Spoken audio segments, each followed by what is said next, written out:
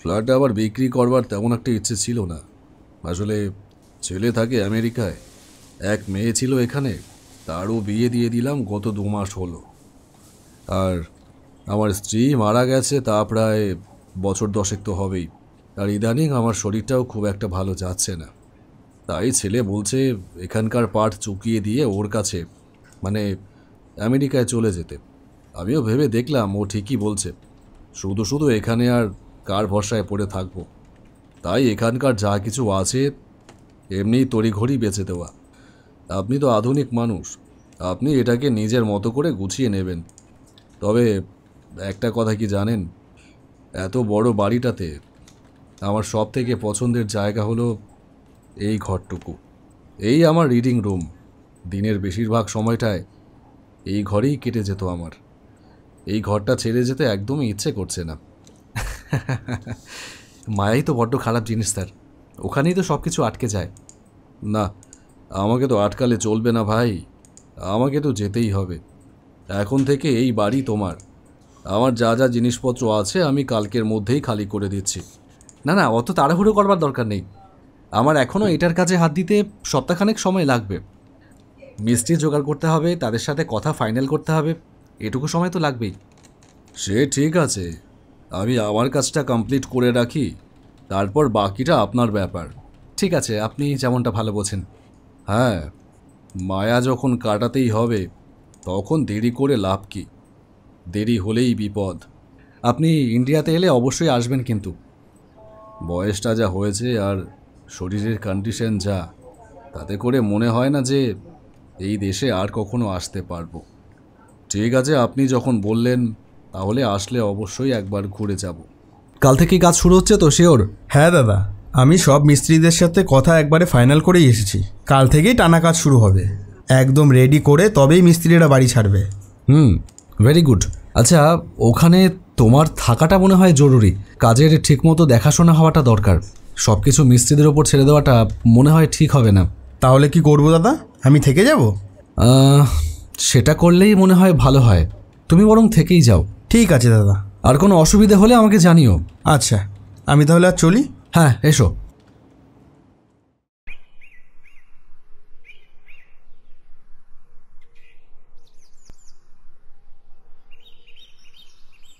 সকালবেলা সোফায় বসে খবরের কাগজে চোখ বোলাচ্ছিলাম, হঠাৎ কলিং বেলটা বেজে উঠল। এ কি, এত সকালে আবার কে এলো?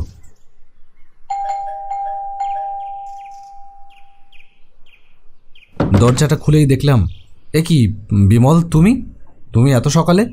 একটা কথা ছিল। কি কথা? কোনো প্রবলেম হয়েছে? না দাদা, তেমন কোনো প্রবলেম হয়নি। একটা কথা ছিল, একটু ভেতরে আসবো? হ্যাঁ হ্যাঁ, এসো।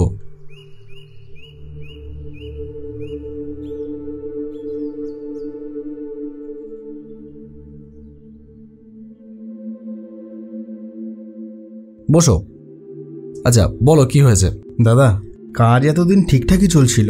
15 দিনে যতদূর কাজ এগোবার তার থেকে বেশি এগিয়েছে। হ্যাঁ, সেটার জন্যই তো আমি তোমাকে ওখানে থেকে যেতে বলেছিলাম। মিস্ত্রিরা কাজে ফাঁকি দেওয়ার সুযোগটা পায়নি।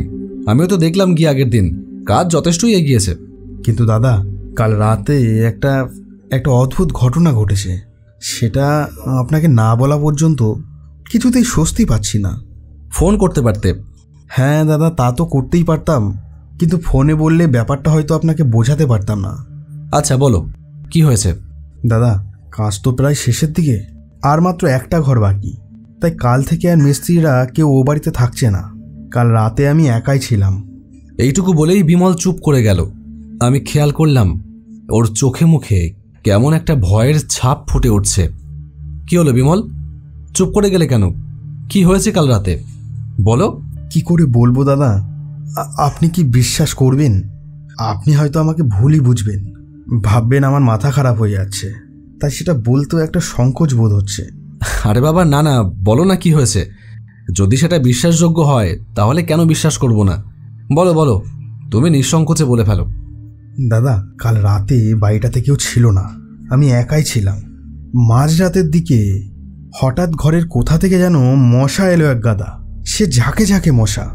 এইরকম মশা আমি আগে কোনোদিনও দেখিনি। 1 মিনিট, ঘরে তো রং হয়ে গেছে তাই না? হ্যাঁ দাদা, গতকালই কাজ শেষ হয়ে গেছে।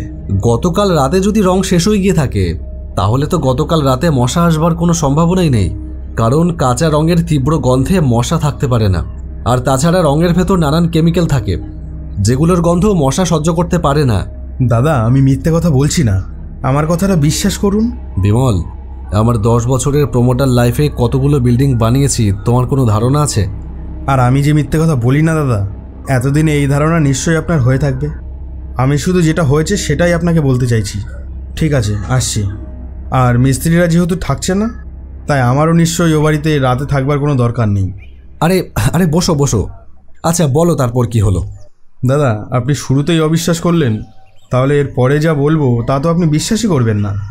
তুমি যে মিথ্যে বলো না সে বিশ্বাস আমার আছে বিমল। ঠিক আছে বলো, আমি শুনছি। সেই মশার কামড়ে আমার ঘুমটা ভেঙে গেল। সেগুলো যে মশা ছিল না বলতা, তা আমার এখনও সন্দেহ আছে।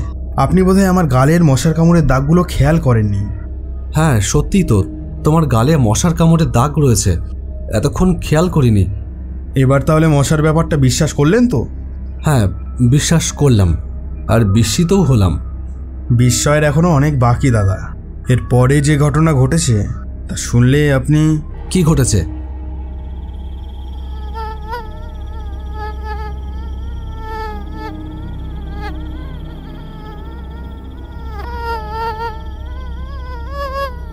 ঘুম ভাঙার পরে আমি খাটে বসে মশা কি করে তাড়াবো তাই ভাবছি, হঠাৎ কানে এলো একটা গলার আওয়াজ।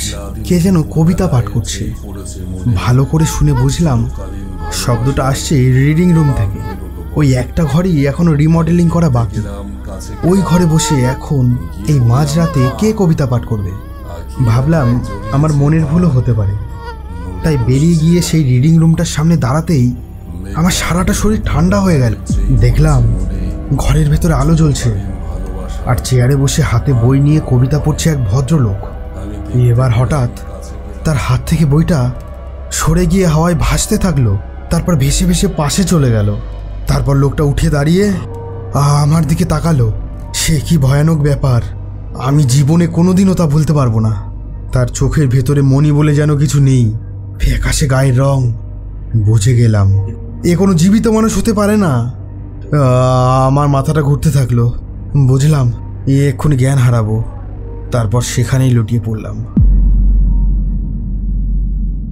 সকালে মিস্ত্রিরা এসে আমার জ্ঞান ফেরালো।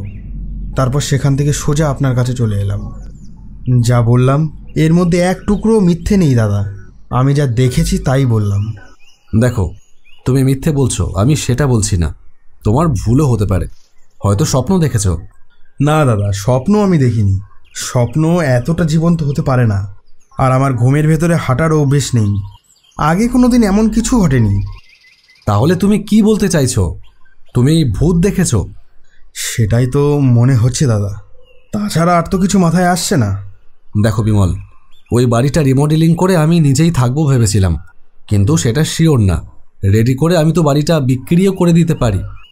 এখন এই ভুতুরে গুজব যদি বাইরে ছড়িয়ে পড়ে, তাহলে কিন্তু বাড়িটা ভবিষ্যতে বিক্রি করতে সমস্যা হবে। বুঝতে পেরেছি স্যার, আপনি বিশ্বাস করছেন না, তাই ভুতুরে গুজব বলছেন। আর আপনাকে বিশ্বাস করানোর আমার কাছে কোনো রাস্তাও নেই। ঠিক আছে, আজ রাতে তোমার সাথে আমি থাকবো ওই বাড়িতে, দেখি কি হয়। সত্যি আপনি থাকবেন? হ্যাঁ, যদি সত্যিই সেরকম কিছু হয় তাহলে আমার নিজের চোখে সেটা দেখা দরকার তো। ঠিক আছে, তবে কাল আমি যা দেখেছি তা যে আজও দেখব তার কোনো গ্যারান্টি কিন্তু আমি দিতে পারছি না দাদা। আচ্ছা ঠিক আছে, দেখাই যাক না কি হয়।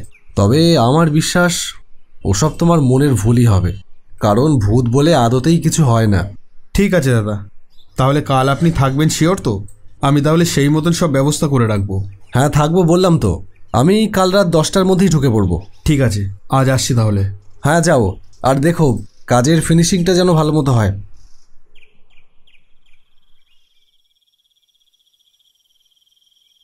দাদা, তাহলে আপনি শুয়ে পড়ুন। হ্যাঁ, তবে একটা মশারও কিন্তু কোনো পাত্তা পেলাম না এখনো। দাদা, মশা মাঝরাতের দিকে ঢোকে বলেছিলাম। ঠিক আছে, দেখা যাক। চলো, গুড নাইট।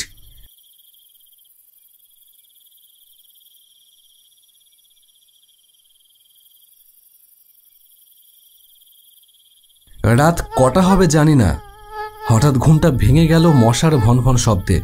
তাকিয়ে দেখলাম সারা ঘরে ঝাঁক বেঁধে মশার দল ঢুকে ভনভন করে বেড়াচ্ছে। এরকম মশা আমি জীবনে কোনোদিনও দেখিনি। সাইজে অনেকটা বড়। এ কোথাকার মশা?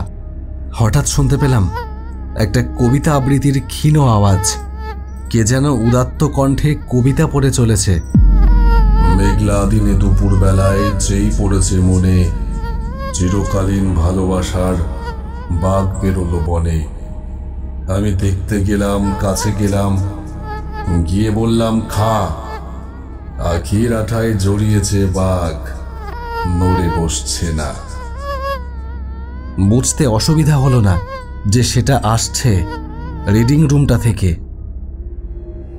উঠে গিয়ে রিডিং রুমের দরজার সামনে দাঁড়াতেই দেখলাম একজন লোক চেয়ারে বসে কবিতা পড়ে চলেছে। একটা গুমোট গরম প্রথম থেকেই ছিল বাড়ির ভেতর। হঠাৎ কেমন এক হিমশীতল আবহাওয়ার পরশ খেলে গেল বাড়িটার ভেতর। এই ঠান্ডা অপার্থিব। দেখলাম বইগুলো যেন পাখির মতো উড়ে বেড়াচ্ছে ঘরময়। এবার সে উঠে দাঁড়িয়ে আমার দিকে ঘুরে দাঁড়ালো, আর তখনই আমি তাকে চিনতে পারলাম। এ তো সেই ভদ্রলোক যার কাছ থেকে আমি এই বাড়িটা কিনেছিলাম। আমেরিকায় তার যাওয়া হয়নি, তার আগেই সে হার্ট ফেল করে। খবর পেয়েছিলাম দিন 6 আগেই সে মারা গেছে। সেই মৃত ব্যক্তি আমার সামনে দাঁড়িয়ে। তুমি ঠিকই বলেছিলে, মায়া বড্ড খারাপ। মায়াতেই সব আটকে যায়। এই এক টুকরো চার দেওয়াল, এই পুরনো বইয়ের গন্ধ, এসবের মায়া কিছুতেই কাটছে না। তাই তো আসতে হচ্ছে রোজ। আর দাঁড়িয়ে থাকতে পারছি না, জ্ঞান হারিয়ে মাটিতে আছড়ে পড়লাম। তাহলে কি করবেন দাদা? কি আর করব, এই বাড়িটা তো কমপ্লিট হয়েই গেছে প্রায়। হয়ে গেলে তালা মেরে দাও। ভেবেছিলাম আমি থাকবো, কিন্তু সেটা আর হবে না। ভালো পার্টি পেলে বেচেই দিতে হবে।